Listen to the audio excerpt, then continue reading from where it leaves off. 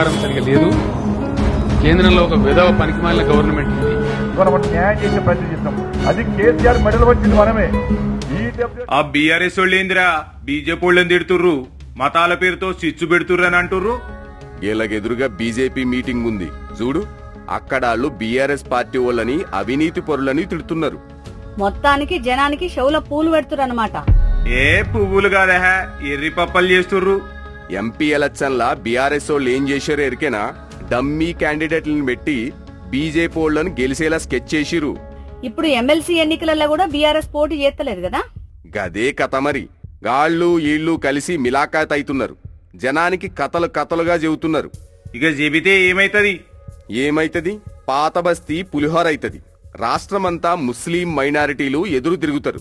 అదన్నమాట సంగతి. అదిగాక వీళ్ళ మీద కేసులు ఎత్తేయాలి. వచ్చే ఎన్నికల్లో కలిసిమెలిసి పనిచెయ్యాలి.